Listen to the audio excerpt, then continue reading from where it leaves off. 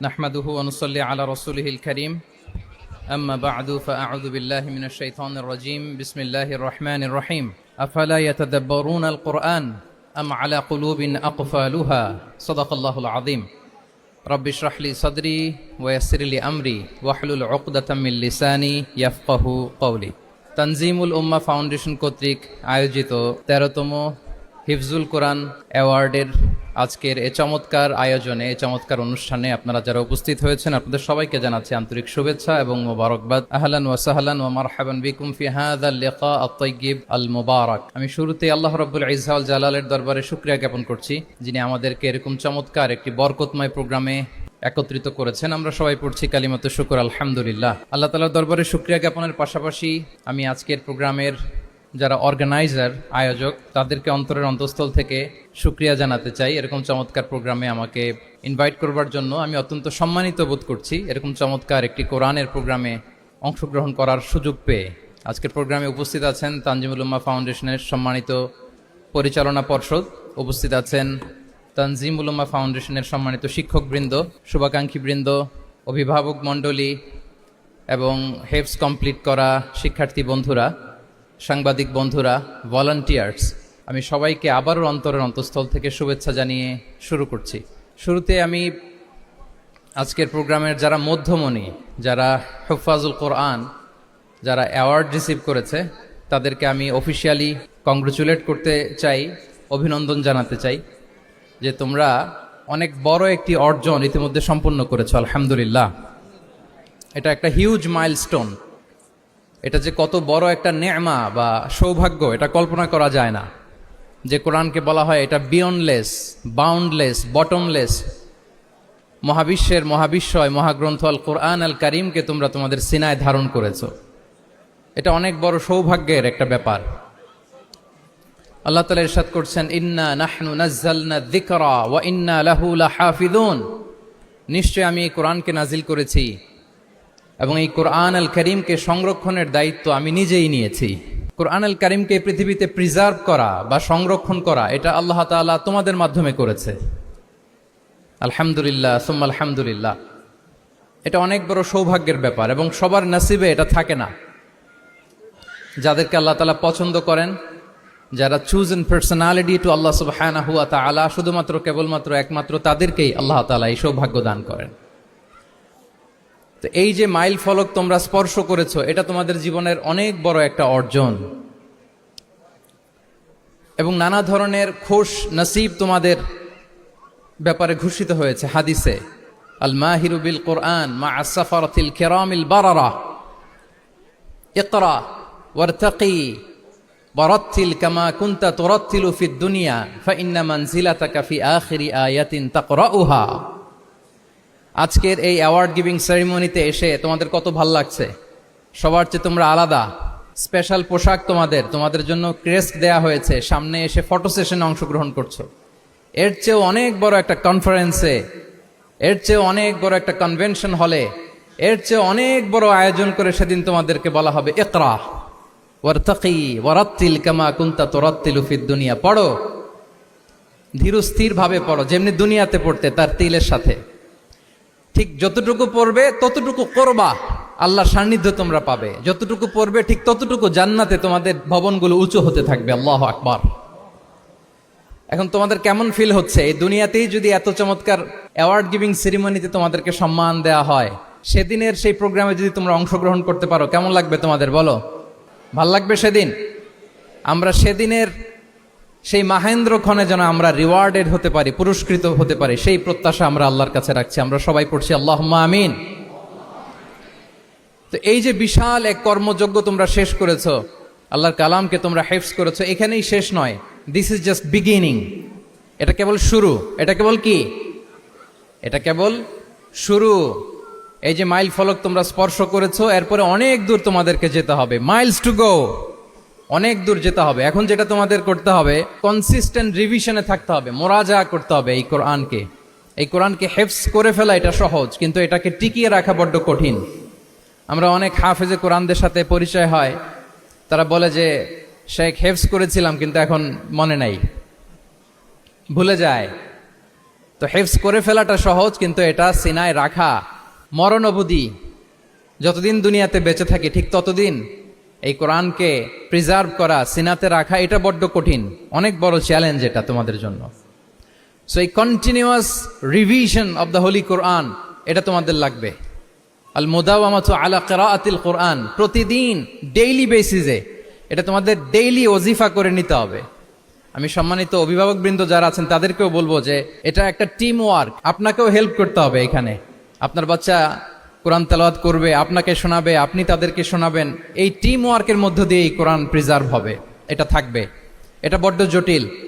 কোরআন হেফজ করা সহজ, কিন্তু এটাকে ধরে রাখা খুবই কঠিন। সো তোমাদের জন্য first and foremost reminder tonight, প্রথম রিমাইন্ডার হচ্ছে যে রেগুলার বেসিসে এই কোরআনকে মোরাজা করতে হবে, তা না হলে এই কোরআন থাকবে না। এবং আল্লাহ রাসূল সাল্লাল্লাহু আলাইহি ওয়া আলিহি ওয়াসাল্লাম তিনি ওসিয়ত করেছেন, তিনি বলেছেন তাআহাদুল কোরআন ফা ইন্নাহু আশাদ্দু তাফাল্লুচান মিনাল ইবিলি ফি উকুলিহা। তোমরা কোরআনকে ডেইলি রিভাইজ করো। যারা তোমরা হেফজ কমপ্লিট করেছো, হাফাজাতুল কোরআন, তোমাদেরকে উদ্দেশ্য করে আল্লাহ রাসূল সাল্লাল্লাহু আলাইহি ওয়া আলিহি ওয়াসাল্লাম বলেন যে তাআহাদুল কোরআন, তোমরা ডেইলি বেসিসে কোরআনকে কি করো? রিভাইজ করো, রিভিশন দাও, মুরাজা করো, এটাকে সম্মান করো। ফাইন্নাহু আশাদ্দু তাফাল্লুচান মিনাল ইবিলি ফি উকুলিহা, কেননা পোষ মানানো হয়নি এরকম কোন বন্য উট যদি এটা রশি ছেড়ে দেওয়া হয়, এটা যেমনি ছুটে পালায়, দৌড়ে পালায়, এটারে ফিরে আনা যেমনি কঠিন, কোরআন হেফজ করার পরে, মুখস্থ করার পরে কেউ যদি ভুলে যায়, ওইটারে আবার রিভাইভ করা তার চেয়েও বেশি কঠিন। তো এই জন্য ডেইলি বেসিসে রিভাইজ করতে হবে। এবং আল্লাহ রাসূল সাল্লাল্লাহু আলাইহি ওয়া আলিহি ওয়াসাল্লাম তিনিও যাতে ভুলে না যান, বারবার কোরআন পড়তেন, বারবার রিভাইজ করতেন। রাসূল সাল্লাল্লাহু আলাইহি ওয়াসাল্লামের কষ্ট হয়ে যেত, ফলে আল্লাহ তাআলা বলেছেন লা তুহাররিক বিহি লিসানাকা লিতা'জালা বিহি ইন্না আলাইনা জামাআহু ওয়া কুরআনা ফাইদা ক্বরানাহু ফাত্তাবি' কুরআনা। নবী, আপনি তাড়াহুড়ো করে, এত কষ্ট, এত প্রেশার আপনার উপর নেওয়ার দরকার নেই, আমি আপনাকে পড়িয়ে দেব। জিবরিল যখন পড়ে শুধু ফলো করেন, সেটা একবার পড়ে নিন, মুখস্থ আমি আল্লাহ করে দেব। সানুকরিউকা ফালা তানসা, আপনি আর ভুলবেন না। এরপরে আল্লাহ রাসূল সাল্লাল্লাহু আলাইহি ওয়া আলিহি ওয়াসাল্লাম রেগুলার বেসিসে কোরআন পড়তেন, সাহাবাদেরকে কোরআন শোনাতেন, আবার সাহাবাদের কাছ থেকে কোরআন শুনতেন। সো এই কোরআনকে যদি তোমরা তোমাদের সিনায় আজীবনের জন্য রেখে দিতে চাও সযত্নে, তোমাদেরকে রিভিশন দিতে হবে। এখন খুব বেশি বেশি revise and revise, revise after revise তোমাকে দিতে হবে। এবং সারা বছর কোরআনের যতটুকু নাজিল হতো, আল্লাহ রাসূল সাল্লাল্লাহু আলাইহি ওয়া আলিহি ওয়াসাল্লাম রমাদান আল মুবারাকে জিবরিল আলাইহিস সালামের সাথে রিভিশন করতেন। সারা বছর যা নাজিল হলো, এটা আল্লাহ রাসূল সাল্লাল্লাহু আলাইহি ওয়াসাল্লাম জিবরিল আলাইহিস সালামকে শোনাতেন, আবার জিবরিল আলাইহিস সালাম আল্লাহ রাসূল সাল্লাল্লাহু আলাইহি ওয়াসাল্লামকে অতটুকু শোনাতেন। যে বছর তিনি ইন্তেকাল করবেন, ওই বছর দুইবার তিনি গোটা কোরআনকে জিবরিল আলাইহিস সালামের সামনে পেশ করেছেন, শুনিয়েছেন। আবার জিবরিল আলাইহিস সালাম দুইবার আল্লাহর হাবিব সাল্লাল্লাহু আলাইহি ওয়া আলিহি ওয়াসাল্লামকে শুনিয়েছেন। আল্লাহু আকবার। তাহলে এটাই হচ্ছে সুন্নাহ। তিনি তো পৃথিবীর প্রথম হাফেজ নাকি? আল্লাহ রাসূল সাল্লাল্লাহু আলাইহি ওয়াসাল্লাম প্রথম হাফেজ ছিলেন না? উনি রেখেছেন কিভাবে? কোরআনকে প্রিজার্ভ করেছেন কিভাবে? রিভিশনের মাধ্যমে, রিভিশন এন্ড রিভিশন। তাহলে the first and foremost reminder for tonight in this ceremony for all of you today, you have to revise a lot, you have to recite a lot. প্রতিদিন recite করতে হবে, প্রতিদিন revise দিতে হবে। এটা আমাদের মনে থাকবে তো নাকি?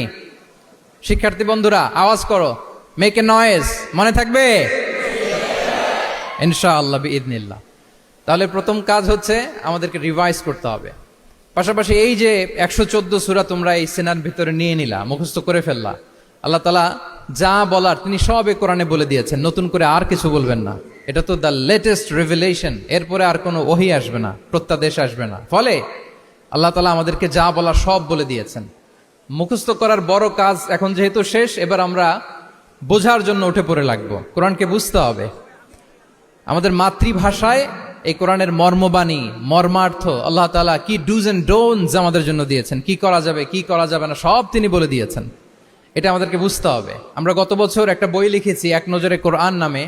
আমরা খুব সহজে 114 সূরার সামারি, সিনপসিস এই বইটিতে নিয়ে এসেছি। ফলে কেউ কোরআনের বঙ্গানুবাদ পড়ার আগে বা তাফসির পড়ার আগে যদি এক নজর এই বইটাতে একটু চোখ বোলা, একটু গো থ্রু করে, তার জন্য কোরআন বোঝাটা একেবারে সহজ হয়ে যাবে ইনশাআল্লাহ বিইذনিল্লাহ। এই বই ছাড়াও আরো অনেক অনেক বই সম্মানিত লেখকরা তারা লিখেছেন। আমরা যেন কোরআনের সাথে নিজেদের অ্যাটাচমেন্ট বাড়াই, মাতৃভাষায় যেন আমরা কোরআনকে বুঝি, আমরা কোরআনের অনুবাদ যেন ডেইলি বেসিসে পড়ি, কোরআনের সহজ সরল যে তাফসির আছে এই তাফসিরগুলো যেন আমরা পড়ি। এটাকে বলে তাদাব্বুর। যে আয়াত দিয়ে আমি শুরু করেছি, আফালা ইয়াতাদাব্বারুনাল কুরআন আম আলা কুলুবিন আকফালুহা, আল্লাহ বলছেন তারা কি গভীর মনোযোগের সাথে কোরআন পড়বে না, উইথ ভাস্ট কনসেন্ট্রেশন, খুব ধ্যানমগ্নতার সাথে খুব মনোযোগ দিয়ে কি তারা কোরআন পড়বে না, নাকি তাদের হৃদয়ে তালা ঝুলে আছে? আমাদের হৃদয়ের জং ধরা তালা যদি আমরা খুলতে চাই, এটা আনলক করতে হবে আল কোরআন আল কারীম দিয়ে।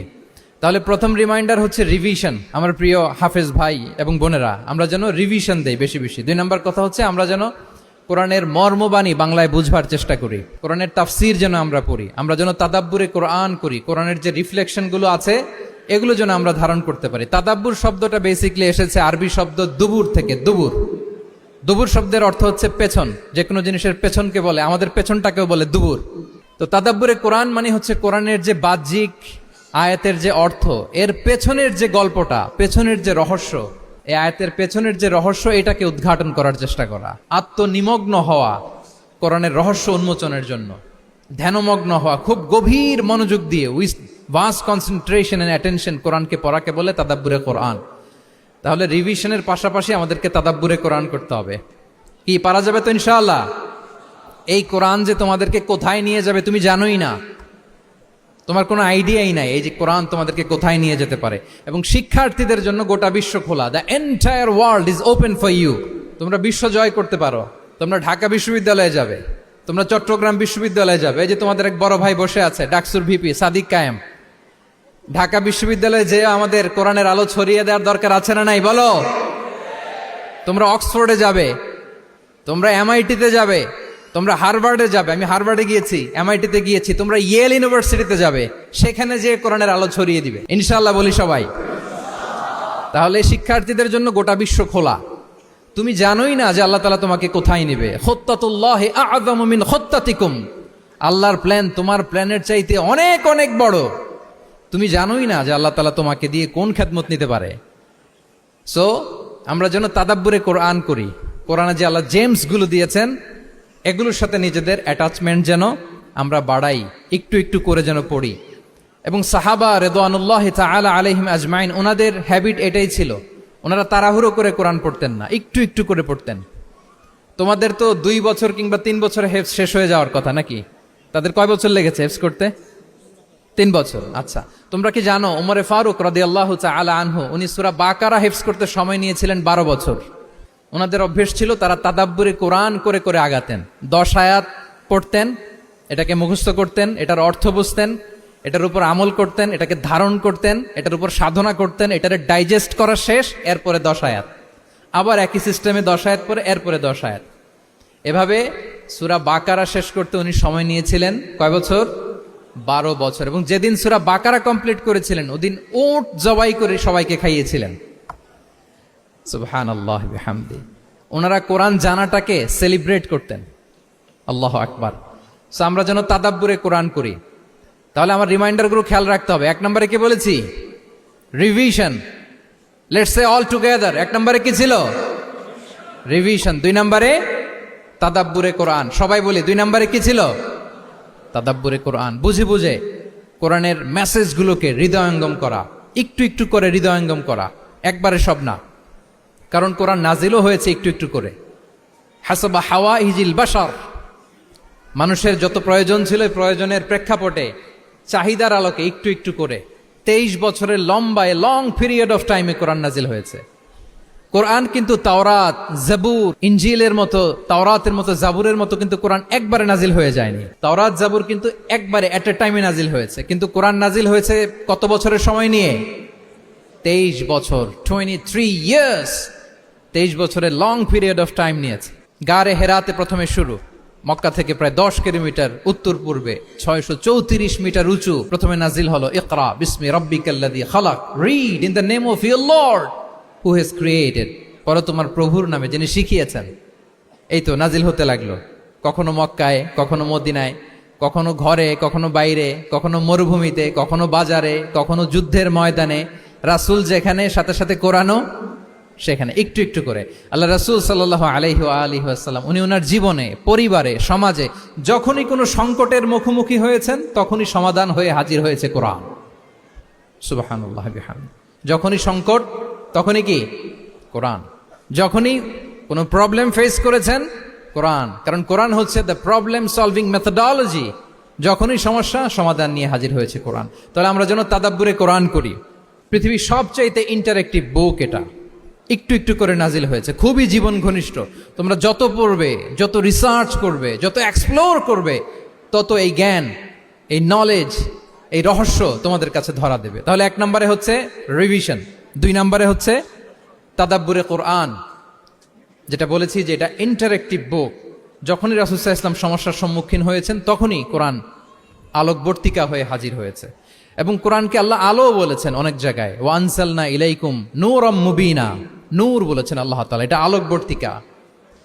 কিতাবুন আনসালনাহু ইলাইকা লিতুখরিজান নাসা মিনাজ যুলুমাতি ইলান নূর, অন্ধকারাচ্ছন্ন মানুষগুলোকে আলোর পথে নেয়ার জন্য আল্লাহ তাআলা এই কিতাবকে পাঠিয়েছেন, ক্রাইটেরিয়ান করে পাঠিয়েছেন। এই কোরআনের সাথে যদি আমার প্রিয় শিক্ষার্থী বন্ধুরা তোমাদের অ্যাটাচমেন্ট গড়ে ওঠে, সারা জীবনের জন্য তুমি safe. It's a criterion.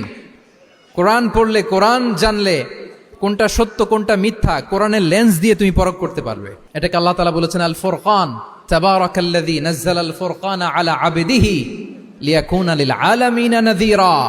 Furqan মানে the criterion, it differentiates between right and wrong. কোনটা সত্য কোনটা মিথ্যা, কোনটা ভালো কোনটা মন্দ, এটা কোরআনের লেন্স দিয়ে যদি তুমি পরখ করো, তোমার জন্য গোটা বিশ্বটা সহজ হয়ে যাবে। কোনটা সত্য তুমি সহজেই বুঝতে পারবে। তাহলে আমরা ডেইলি বেসিসে রিভিশন দিব, আমরা কোরআনের সাথে নিজেদের অ্যাটাচমেন্টকে বাড়াবো। রেগুলার বেসিসে আমরা তাদাব্বুরে কোরআন করব। কি করব? তো ইনশাআল্লাহ সবাই একসাথে আওয়াজ করে পড়ে ইনশাআল্লাহ। বিশাল এক কর্মযজ্ঞ তোমরা শেষ করেছো, এবার নতুন কর্মযজ্ঞের পথে তোমরা হাঁটবে। কোরআন তোমরা মেমোরাইজ করেছো এবং এখন জ্ঞানের অন্যান্য যে ব্রাঞ্চ আছে, শাখা প্রশাখা আছে, সেগুলোতে তোমরা বিচরণ করবে। জ্ঞানার্জনের একটা মূলনীতি তোমাদের সাথে আজকের এই প্রোগ্রামে শেয়ার করে আমি আমার সংক্ষিপ্ত আলোচনা শেষ করব। ইসলামিক জ্ঞান হোক কিংবা কনভেনশনাল জ্ঞান হোক, জ্ঞানার্জনের জন্য 3টা বিষয় অপরিহার্য, এটা আমাদের খেয়াল রাখতে হবে। 1 নম্বর হচ্ছে বিনয়, 2 নম্বর হচ্ছে সফর, 3 নম্বর হচ্ছে সবর। এবার আমি জিজ্ঞেস করি, তোমাদের মুখ থেকে আমি শুনতে চাই, বলো জ্ঞানার্জনের জন্য অপরিহার্য বিষয় কয়টা?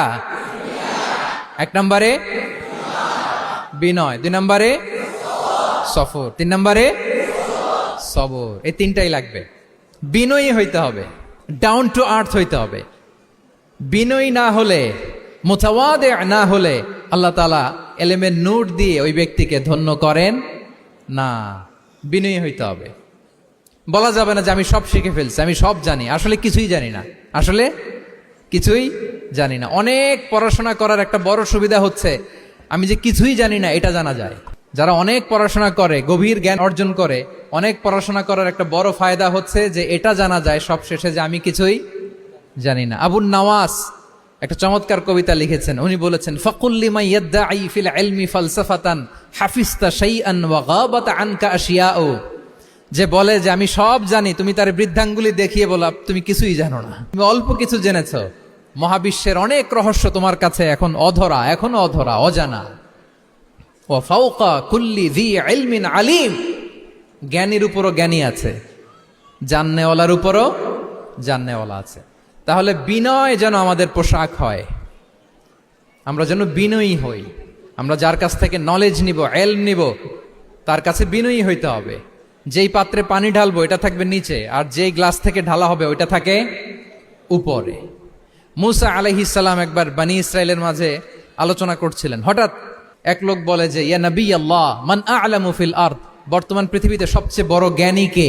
তো মুসা আলাইহিস সালাম বলে ফেললেন, আনা, আমি সবচেয়ে বড় জ্ঞানী। এটা ভুল বলেন নাই, কারণ যাকে আল্লাহ তাআলা ওহির জ্ঞানে ধন্য করেন তিনিই তো সবচেয়ে বড় জ্ঞানী। তো আল্লাহ তাআলা এই রেসপন্সটা, এই আনসারটা পছন্দ করেন না। আল্লাহ তাআলা চাচ্ছিলেন মুসা আলাইহিস সালাম যদি বলতো যে আল্লাহই ভালো জানে বা আল্লাহু আ'লাম, আল্লাহই সবচেয়ে জ্ঞানী, এটা আল্লাহ পছন্দ করতেন। তো উনি যখন বলে ফেলছেন আমি, আল্লাহ বলে, না মুসা, তুমি যে বলে ফেললে আমি সবচেয়ে বড় জ্ঞানী, তুমি তো সবচেয়ে বড় জ্ঞানী নও, তোমার চেয়ে বড় জ্ঞানী আছে। শুনে তো মুসা আলাইহিস সালাম অবাক, কি আমার চেয়ে বড় জ্ঞানী কোথায়?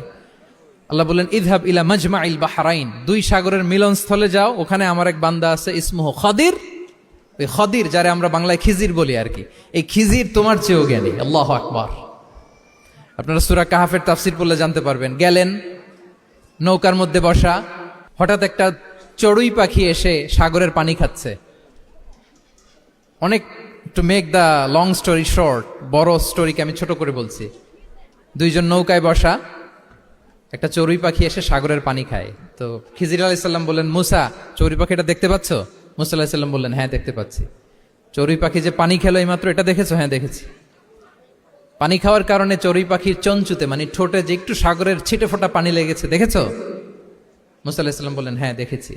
তো খিজির আলাইহিস সালাম বললেন, এই যে সাগর থেকে, মহাসাগর থেকে পানি খাওয়ার কারণে চড়ুই পাখির ঠোঁটে সামান্য সাগরের ছিটে ফোটা পানি যতটুকু ঠোঁটে লেগে আছে, এটা হচ্ছে তোমার, আমার আর মহাবিশ্বে আমরা যারা আছি সবার জ্ঞান। আর এই পড়ে থাকা মহাসাগরের পানি হচ্ছে আল্লাহর জ্ঞান।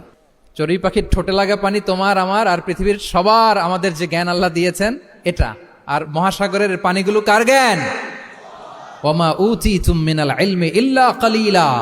আল্লাহ বলেন, একেবারে একেবারে ভেরি লিটল, যত সামান্য জ্ঞান দিয়ে আমি তোমাদেরকে দুনিয়ায় পাঠিয়েছি। এজন্য আমি সব জানি, এটা আজকে থেকে আমরা আর বলবো? আমার শিক্ষার্থী বন্ধুরা নয়েজ করো, বলো আমরা বলবো।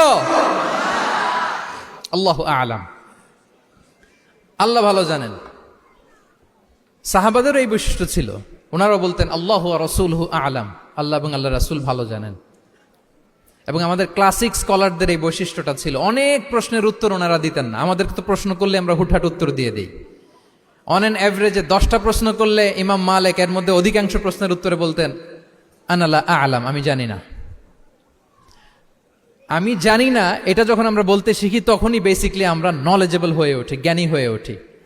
তাহলে জ্ঞানার্জনের জন্য অপরিহার্য কয়টা বিষয় বলেছিলাম, মনে আছে না? ঘটনা শুনতে শুনতে কয়টা মোট?